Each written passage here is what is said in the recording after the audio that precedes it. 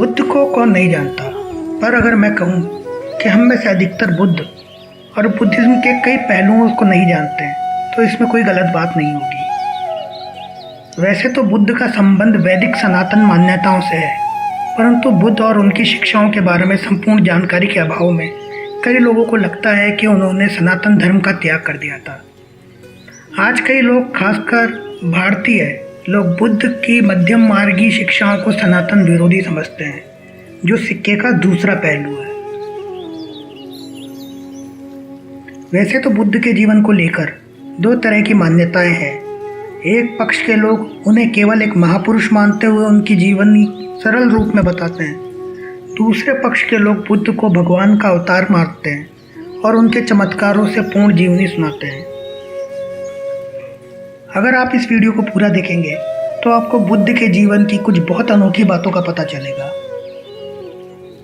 आपको पहले से बता दें कि इस भाग में हम सिद्धार्थ के गौतम बुद्ध बनने तक की यात्रा से जुड़ी दिलचस्प बातों को देखेंगे। आगे आने वाले वीडियो में हम गौतम बुद्ध के भगवान बुद्ध बनने का सफ़र के बारे में जानेंगे। तो अगर आपने हमारा चैनल सब्सक्राइब नहीं किया है तो सबसे पहले इसे सब्सक्राइब कर लें और साथ ही बेल आइकन को भी दबा दें ताकि आने वाली वीडियो की जानकारी आपको मिल सके। सनातन धर्म की वैष्णव मान्यताओं में गौतम बुद्ध को भगवान विष्णु के नवे अवतार का दर्जा दिया गया है, परंतु कई लोग इसे मानने से इनकार भी करते हैं। इसका कारण यह भी माना जा सकता है कि भगवान बुद्ध के महाप्रयाण के बाद में बुद्ध मत दो विपरीत विचारधाराओं में बढ़ गया था। समय के साथ इन दोनों ही विचारधाराओं में कई वैचारिक अतिक्रमण हुए। अलग अलग समुदायों ने बुद्धवाद को अपने अपने अनुसार प्रचारित किया। कहीं उन्हें महामानव माना गया तो कहीं अवतार, तो कहीं तंत्र मंत्र साधना से भी जोड़ा गया। आगे आने वाले वीडियो में हम बुद्ध के इन्हीं अलग अलग पहलुओं को देखेंगे।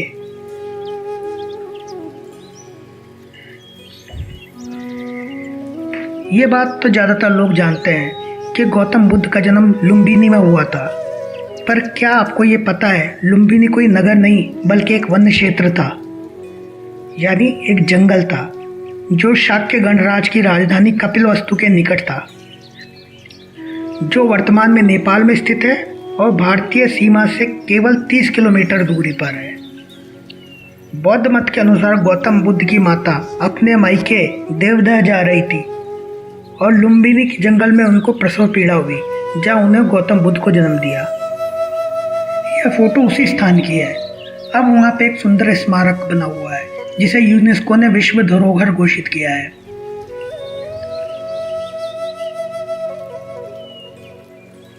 गौतम बुद्ध का जन्म हिमालय की तराई में स्थित शाक्य गणराज्य में हुआ था, जिसकी राजधानी कपिलवस्तु थी।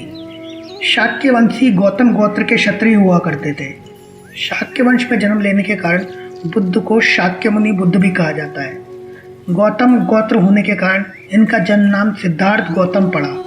गौतम उपनाम के पीछे यह भी कारण बताया जाता है कि इनका लालन पालन इनकी मौसी महाप्रजावती, जिन्हें गौतमी कहा जाता था, उन्होंने किया था, इसलिए इन्हें गौतम बुद्ध कहा गया। यह तो सभी जानते हैं कि गौतम बुद्ध के पिता का नाम शुद्धोधन शाक्य था और इनकी माता का नाम महामाया देवी था। पर क्या आपको यह पता है इनके जन्म के 7 दिन के बाद इनकी माता का देहांत हो गया था और इनका लालन पालन इनकी सगी मौसी, जो राजा शुद्धोधन की छोटी रानी थी, उन्होंने किया था, जिसका नाम महाप्रजावती गौतमी था। यह तो सभी जानते हैं कि सिद्धार्थ ने जब एक बूढ़े, एक रोगी और मृत्यु को देखा तो उन्हें शारीरिक संतापों का ज्ञान हुआ। पर क्या आप ये जानते हैं कि उनके अंदर सन्यासी बनने का भाव कहाँ जागा? जब वह इन तीनों अवस्थाओं के बारे में सोचकर दुख में डूबे हुए थे, तब एक दिन उन्होंने एक सन्यासी को देखा जो सांसारिक भावनाओं और कामनाओं से मुक्त था और प्रसन्न चित्त था। सिद्धार्थ को तब एहसास हुआ कि सन्यास से भावनाओं को वश में किया जा सकता है। जब सिद्धार्थ के मन में सन्यास का संकल्प उत्पन्न हुआ तो एक रात वह अपनी पत्नी यशोधरा और अपने नवजात बच्चे राहुल को छोड़कर महल से निकल गए। इसे महाभिनिष्क्रमण भी कहा जाता है। सिद्धार्थ ने यह निश्चय कर लिया था कि जब तक मुझे संपूर्ण ज्ञान प्राप्त नहीं हो जाएगा तब तक मैं वापस नहीं लौटूंगा। महल का एक पहरेदार जिसका नाम छंदक था, उससे सिद्धार्थ ने चुपचाप एक घोड़ा लेके आने को कहा। छंदक नाम का वह पहरेदार कंथक नाम का एक सफ़ेद घोड़ा लेकर आया, जिस पर सवार होकर सिद्धार्थ निकल गए। घोड़े के पीछे छंदक भी भागने लगा। कहा जाता है कि एक ही रात में वह तत्कालीन मगध साम्राज्य की राजधानी राजगृह तक पहुंच गए थे। राजगृह को अब राजगीर कहा जाता है, जो वर्तमान में बिहार के नालंदा जिले में स्थित है। इसका मतलब होता है कि सिद्धार्थ ने एक ही रात में कपिलवस्तु से राजगृह तक की यात्रा की, जो लगभग 500 किलोमीटर की है। राजगृह के बाहर स्थित रामग्राम में सिद्धार्थ ने अपने आभूषण और राजसी वस्त्र उतारकर सन्यासी वस्त्र धारण कर लिए। उन्होंने तलवार से अपने बालों को काट लिया और छंदक को घोड़ा और आभूषण देकर वापस कपिलवस्तु भेज दिया और राजगृह नगर में सन्यासी बनकर प्रवेश किया। राजवंश में जन्म लेने के कारण सिद्धार्थ को बचपन से ही वेदों उपनिषदों की शिक्षा मिली थी और अपने सन्यासी जीवन के प्रारंभिक काल में उन्होंने राजगृह और वैशाली में उस समय के महान योगी आलार, कालम और वैदिक सांख्य दर्शन और ध्यान योग की शिक्षा के लिए उद्दक रामपुत्र से योग की शिक्षा ली थी। सिद्धार्थ ने अपने सन्यासी जीवन के प्रारंभ में परम ज्ञान प्राप्त करने के लिए हठ योग का मार्ग चुना। राजगृह से उरुवेला आ गए, जो वर्तमान में गया जिले में है। वहीं निरंजना नदी के तट पर सिद्धार्थ ने तपस्या करना शुरू कर दिया। वह अपने शरीर को तरह तरह की यातना देने लगे, जिससे प्रभावित होकर 5 परिवारजक, जिन्हें पंचवर्गीय कहा जाता है, उनके साथ तपस्या करने लगे। 7 वर्षों की इस कठिन तपस्या से उनका शरीर क्षीण हो गया, लेकिन उन्हें कोई दिव्य ज्ञान प्राप्त नहीं हुआ। क्या आप जानते हैं कि गौतम बुद्ध को यह एहसास कैसे हुआ कि उनका यह शरीर को कष्ट देने वाला तरीका गलत है? एक दिन निरंजना नदी के तट पर भूखे प्यासे ध्यानमग्न सिद्धार्थ के कानों में कुछ शब्द पड़े। वीणा के तार यदि ढीले रहेंगे तो सही संगीत नहीं निकलेगा, लेकिन वीणा के तारों को इतना भी मत कसो कि तार ही टूट जाए। इस बात पर सिद्धार्थ ने विचार किया तो उन्हें यह बात सही लगी। उन्हें एहसास हुआ कि इस प्रकार शरीर को कष्ट देना तो अपने ही शरीर से हिंसा करने जैसा है। एक मान्यता है कि यह देववाणी गंधर्वों ने की थी और एक मान्यता है कि कुछ औरतें ये शब्द गुनगुनाते हुए जा रही थी, जिन्हें सिद्धार्थ ने सुना और उन्हें एहसास हुआ कि साधना के लिए मध्यम मार्ग ही उचित है। जब ये बात उनके 5 सन्यासी साथियों को पता चली कि सिद्धार्थ ने शरीर को कष्ट देना बंद कर दिया है, तो उन्हें लगा कि सिद्धार्थ पथभ्रष्ट हो गया है और वह 5 सन्यासी उनसे नाराज होकर उन्हें छोड़कर ऋषिपत्तन चले गए।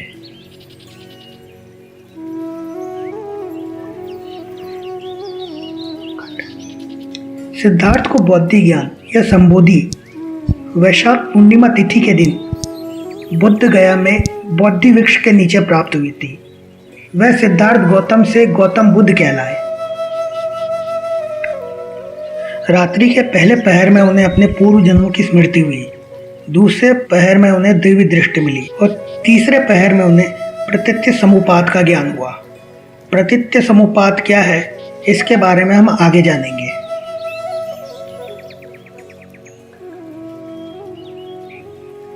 संबोधि प्राप्त करने के बाद बुद्ध ने सर्वप्रथम अपने 5 परिवारजक साथियों, जिनका नाम कौंडिन्य, असज्जी, वप, महानाम और भद्रिका था, उन्हें यह दिव्य ज्ञान देने का निर्णय लिया।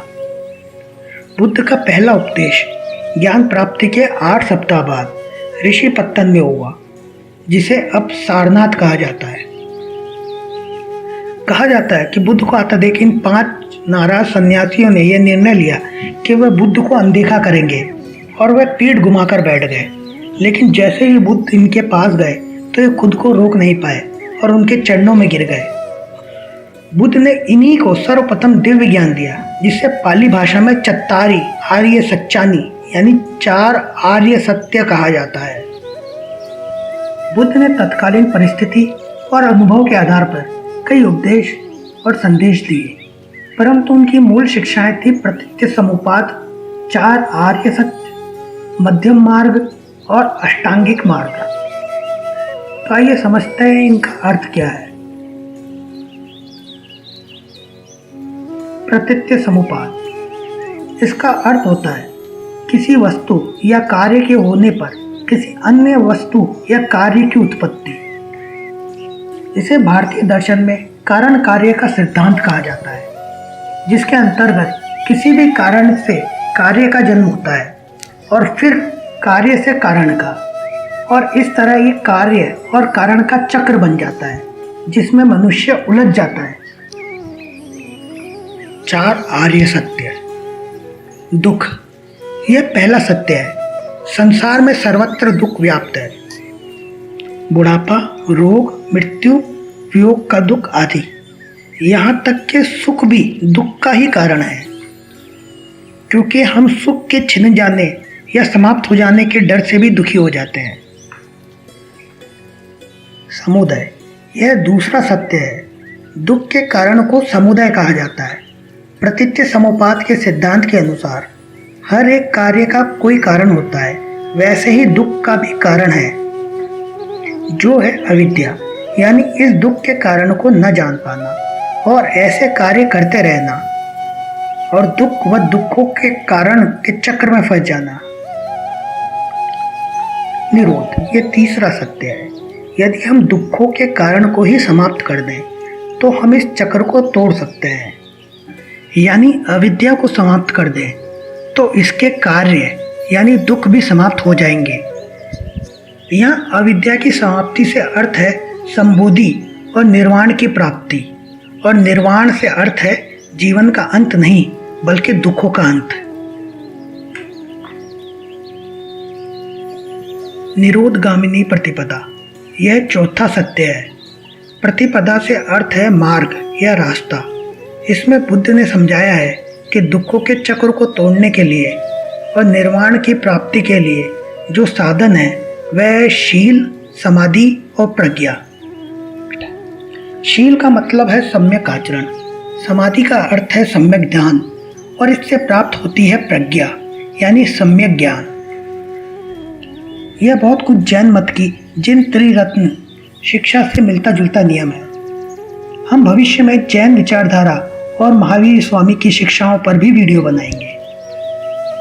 मध्यम मार्ग, बुद्ध ने निर्वाण की अवस्था को पाने के लिए मध्यम प्रतिपदा यानी मध्यम मार्ग को अपनाने का संदेश दिया, जिसमें ना तो ज़्यादा भोग विलास हो और ना ज़्यादा काया कलेश या शारीरिक हिंसा। इसे संतुलन का मार्ग भी कहा जाता है। अष्टांगिक मार्ग, बुद्ध की मूल शिक्षा शील, समाधि और प्रज्ञा की शिक्षाओं का बुद्ध के उपदेशों के आधार पर संवर्धन करते हुए विस्तार किया गया। इसे अष्टांगिक मार्ग के रूप में प्रचारित किया गया। दुखों के नाश के 8 मार्ग हैं। सम्यक दृष्टि अर्थात सही दृष्टि, इसे यथार्थ को समझने की दृष्टि भी कह सकते हैं। सम्यक दृष्टि का अर्थ है कि हम जीवन के दुख और सुख का सही अवलोकन करें और आर्य सत्य को समझें। सम्यक संकल्प यानी सही संकल्प, जीवन में संकल्पों का बहुत महत्व है। यदि दुख से छुटकारा पाना है तो दृढ़ संकल्प कर लें कि आर्य मार्ग पर चलना है। सम्यक वाक, जीवन में वाणी की पवित्रता और सत्यता होना आवश्यक है। यदि वाणी की पवित्रता और सत्यता नहीं है तो दुखों से छुटकारा पाना संभव नहीं हो पाएगा। सम्यक कर्मांत यानी सही कर्म, कारण कर्म के चक्र से छूटने के लिए आचरण की शुद्धि होना जरूरी है। आचरण की शुद्धि क्रोध, द्वेष और दुराचार जैसे दुर्गुण को त्यागने से होती है। सम्यक आजीव मतलब सही जीवन यापन। यदि आपने दूसरों को नुकसान पहुंचाकर या अन्य अन्यायपूर्ण उपाय से जीवन के साधन जुटाए हैं तो इसका परिणाम भी भुगतना होगा। इसलिए अपना और अपने परिवार के लिए न्यायपूर्ण जीविकोपार्जन कीजिए। सम्यक व्यायाम, ऐसे कार्य करें जिससे शुभ परिणाम की उत्पत्ति हो, अशुभ की नहीं। जीवन में शुभ के लिए ही प्रयास करना चाहिए। सम्यक स्मृति यानी सही विचार, शारीरिक एवं मानसिक भोग विलास की वस्तुओं से स्वयं को दूर रखने से चित्त में एकाग्रता का भाव आता है और भावना स्थिर होकर शुद्ध बनी रहती है। सम्यक समाधि। उपरोक्त 7 मार्ग के अभ्यास से चित्त की एकाग्रता द्वारा दिव्य ज्ञान की अनुभूति होती है और हमारा शरीर और मन ध्यान व समाधि के लिए तैयार हो पाता है। यही ध्यान या समाधि की अवस्था आत्म साक्षात्कार और संबोधि का साधन है। अष्टांगिक मार्ग को इस तरह वर्गीकृत किया गया है: सम्यक कर्मांत व सम्यक आजीवन, ये गुणशील या सम्यक आचरण कहलाते हैं। सम्यक व्यायाम, सम्यक स्मृति, ये गुण समाधि या सम्यक ध्यान है। सम्यक दृष्टि, सम्यक संकल्प और सम्यक वाक, यह गुण प्रज्ञा या सम्यक ज्ञान है। बुद्ध ने अपना सारा जीवन स्वयं को प्राप्त दिव्य ज्ञान लोगों तक पहुंचाने में बिताया। अपने निर्वाण के समय तक वे भारत भर में घूम घूम कर लोगों को प्रेम और सदाचार का संदेश देते रहे।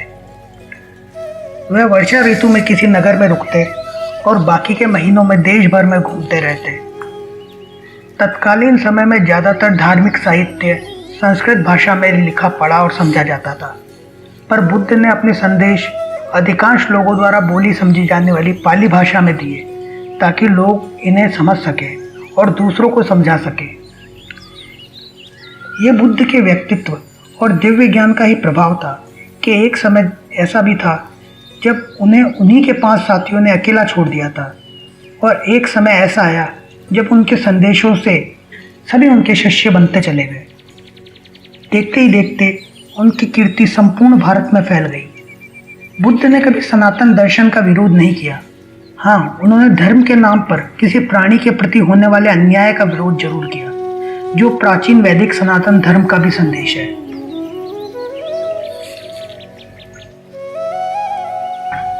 क्योंकि बुद्ध को संबोधि प्राप्त होते ही निर्वाण प्राप्त हो गया था, इसलिए उनके सांसारिक देह के त्याग को महापरिनिर्वाण लिखा गया है। सर्वमान्य जानकारी के अनुसार बुद्ध का महापरिनिर्वाण 483 ईसा पूर्व 80 वर्ष की आयु में कुशीनगर उत्तर प्रदेश में हुआ था। कहा जाता है बुद्ध ने पहले ही घोषणा कर दी थी कि मैं संसार को छोड़कर जाने वाला हूँ। 80 वर्ष की आयु तक वह भ्रमण कर रहे थे। भ्रमण करते हुए वह पावा नगर पहुंचे, जो कुशीनगर के पास स्थित है। पावा में बुद्ध ने कुंदा नामक लोहार का आतिथ्य स्वीकार किया। कुंदा ने भोजन में उन्हें एक जंगली वनस्पति सुकर माधव खिला दी, जिसे बुद्ध की तबीयत बिगड़ गई। कुछ लोगों को लगता है सुकर माधव यानी सुअर का मांस होता है, पर यह एक प्रकार की जंगली मशरूम होती है। तबीयत बिगड़ने के बाद भी बुद्ध रुके नहीं। उसी अवस्था में वो कुशीनगर रवाना हो गए। बुद्ध की हालत देखकर कुंदा को बहुत पश्चाताप हुआ, पर बुद्ध ने उन्हें कहा, तुमने कोई गलती नहीं की है, तुम्हारा भोजन अतुल्य था। उसी अवस्था में चलते हुए बुद्ध कुशीनगर पहुंचे और 2 साल के वृक्षों के बीच लेट गए। कहा जाता है उनकी हालत देखकर उनके शिष्य आनंद रोने लगे, तो बुद्ध ने उन्हें समझाया, यदि शरीर मिला है तो उसे त्यागना भी पड़ेगा। सभी संघातिक वस्तुओं का एक दिन नाश जरूर होता है, इसलिए मुक्ति के लिए उत्साहपूर्वक प्रयत्न करना चाहिए। यह शब्द कहकर उन्होंने अपनी आंखें बंद कर ली। बुद्ध की पार्थिव देह अंतिम दर्शनों के लिए 6 दिन तक रखी रही और दूर दूर से लोग और उनके अनुयायी उनके अंतिम दर्शनों के लिए आते रहे। 7वें दिन कुशीनगर के मल्ल राजाओं ने सत्सम्मान वैदिक रीति रिवाज से उनका अंतिम संस्कार करवाया। अंतिम संस्कार के बाद बुद्ध के अस्थि अवशेषों के लिए उनके अनुयायी मगध के राजा अजातशत्रु, कपिलवस्तु के शाक्य राजा, वैशाली के लिच्छवी राजा और अन्य समुदाय में झगड़ा होने लगा। तब द्रोण नाम के एक संत ने बुद्ध के अवशेषों को 8 भाग में बांटकर कपिलवस्तु के शाक्य, रामग्राम के कोलिय, पावा कुशीनगर के मल्ल, वैशाली के लिच्छवी, अलकप के बुली, पिपलीवन के मौर्य, वेददीप के ब्राह्मण और मगध के राजा अजातशत्रु को दे दिए। इन अवशेषों को ले जाकर सभी ने अपने अपने राज्य में स्तूप बनाकर उनके अंदर इन अवशेषों को रखा। कालांतर में बौद्ध धर्म के सबसे बड़े प्रचारक सम्राट अशोक ने इन्हीं 8 अवशेषों को 84,000 भागों में बांटकर इनके लिए स्तूप बनवाए। बुद्ध और बुद्धिज्म की विशेषताओं को एक वीडियो में दिखा पाना नामुमकिन है। भारत में ही आजकल बुद्ध की एक दूसरी छवि प्रस्तुत की जा रही है जो वैदिक सनातन धर्म के विरुद्ध दिखाई देती है, पर यह वास्तविकता नहीं है, क्योंकि बुद्ध ने जो परम ज्ञान प्राप्त किया था वह सनातन धर्म की शिक्षाओं का ही एक छोटा भाग है। यहाँ तक कि इस ज्ञान को प्राप्त करने के लिए बुद्ध को वही ध्यान साधना का मार्ग अपनाना पड़ा था जो हमारे वेदों, उपनिषदों और आर्ष ग्रंथों में लिखा हुआ है। और यही कारण है कि बुद्ध की सनातन विरोधी छवि को मानने वाले केवल भारत के ही कुछ हिस्सों तक सीमित हैं। गौतम बुद्ध वह अवतार हैं जिन्होंने सनातन साधना पद्धति से प्राप्त सच्चे ज्ञान को आम जनमानस को उपलब्ध करवाया, और बुद्ध के उपासकों ने इसी ज्ञान और भारत भूमि के मान सम्मान को विश्व के हर कोने तक पहुंचा दिया।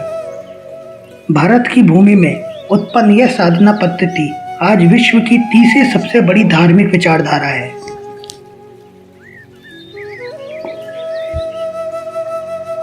बुद्ध के बारे में अगला वीडियो और भी दिलचस्प होने वाला है, जिसमें हम बुद्ध और उनकी शिक्षाओं से जुड़े ऐसे ऐसे पहलुओं को छुएंगे जिनके बारे में अधिकांश भारतीय लोगों को पता भी नहीं है। साथ ही हम अन्य विषयों पर ऐसे दिलचस्प जानकारी भरे वीडियो बनाते रहेंगे। तो अगर आपने हमारा चैनल सब्सक्राइब नहीं किया है तो इसे जरूर सब्सक्राइब कर लें और बेल आइकन को भी दबा लें ताकि हमारी आने वाली वीडियो आपसे मिस ना हो। अगर आपको लगता है कि बुद्ध के जीवन से जुड़ी रोचक यह बातें हर भारतीय को पता होनी चाहिए तो इस वीडियो को लाइक करें और इसका लिंक अपने सभी दोस्तों और रिश्तेदारों के साथ शेयर करें। जय हिंद, जय भारत।